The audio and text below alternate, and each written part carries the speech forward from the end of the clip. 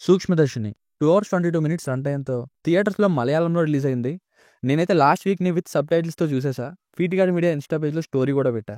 ఇక ఇప్పుడు రివ్యూ ఇస్తున్న టైం లేక ఇక సినిమా చూసాక నాకైతే నచ్చిందండి. పక్కపక్కన ఉండే ఇళ్లల్లోనే రన్ చేసిన సరికొత్త thriller with mind blowing twist. కాకపోతే మలయాళం సినిమాల కోసం తెలిసిందేగా స్లో నరేషన్. సో అలాగే స్లోగా తీసుకెళ్తూ క్లైమాక్స్‌కి సాటిస్ఫాక్షన్‌తో ఓకే సినిమా బావుంది ఫీలింగ్‌తోనే బయటకొచ్చా. ఇట్స్ అ గుడ్ వాచ్ అని చెప్పొచ్చు. అండ్ లాస్ట్‌లో అసలు ఎందుకు ఇలా చేశారనే దానికి రీజన్‌ని ఇండైరెక్ట్‌గానే వదిలేశారు. మేబీ కాంట్రోవర్సీ అవుతుందేమోనని. మీలో ఎవరికైనా సినిమా చూసి అది అర్థం కాకపోతే కామెంట్ చేయండి చెప్తాను. అలాగే 2 మేకలు మటన్ షాప్ దగ్గర మనుషుల కోసం మాట్లాడుకుంటే ఎలా ఉంటుంది? అదే కాన్సెప్ట్‌తోనే జస్ట్ ఇలా స్టార్ట్ చేస్తే వెంటనే అయిపోయేంత తక్కువ 5 మినిట్స్ రన్ టైమ్‌తో 'దో బకరీ కథ' అనే షార్ట్ ఫిల్మ్ యూట్యూబ్‌లో రిలీజ్ చేశారు. పాపం వాళ్ళు అప్రోచ్ అయ్యారు మనల్ని. చూడగానే సింపుల్ అండ్ డీసెంట్ అటెంప్ట్‌లో బానే అనిపించింది. మేకలు ఇచ్చిన ఎక్స్‌ప్రెషన్స్‌ని తల తిప్పడానికి కూడా యూజ్ చేసుకున్నారు. మంచి వాయిస్ ఓవర్స్ అండ్ డైలాగ్స్‌తో. ఒక్కసారి డిస్క్రిప్షన్ అండ్ కామెంట్స్‌లో లింక్ ఇచ్చాను గైస్. ఒకసారి ఓపెన్ చేసి చూసేయండి. వాళ్ళకి ఎంకరేజ్ చేసిన వాళ్ళు అవుతాం. అటెంప్ట్ బాగుంది.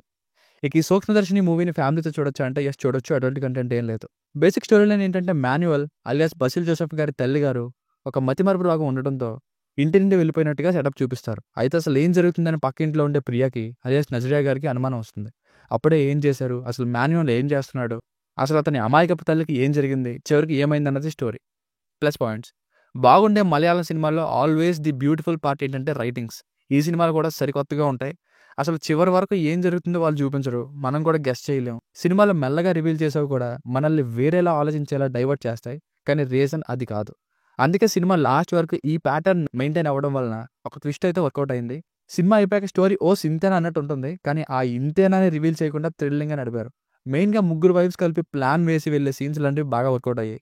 జనరల్‌గా కిల్లింగ్స్ ఉన్న సినిమాల్లో విలన్స్ ఎవరెవరు అని గెస్ చేసేటట్టు ఉంటుంది. కానీ ఇక్కడ అసలు విలన్ వేరు. పర్ఫార్మెన్సెస్ వైస్ మాన్యువల్‌గా బషీర్ జోసెఫ్ గారి కెరీర్ బెస్ట్ పర్ఫార్మెన్స్ అని చెప్తాను నేనైతే.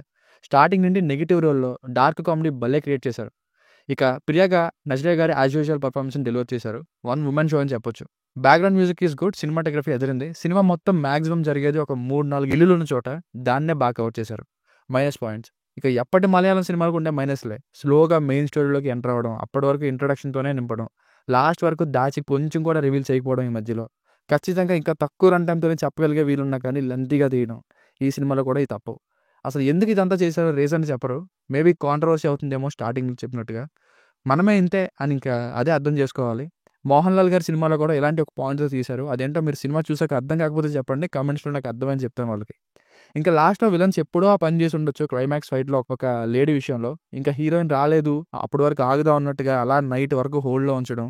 మరీ ఒక అమ్మాయి 2, 3 షాట్స్‌తో వాళ్ళు ఫైట్‌లో ఓడిపోయేలా కొట్టడం. ఇంకా ఏం చేయలేదన్నట్టు చూపిస్తారు.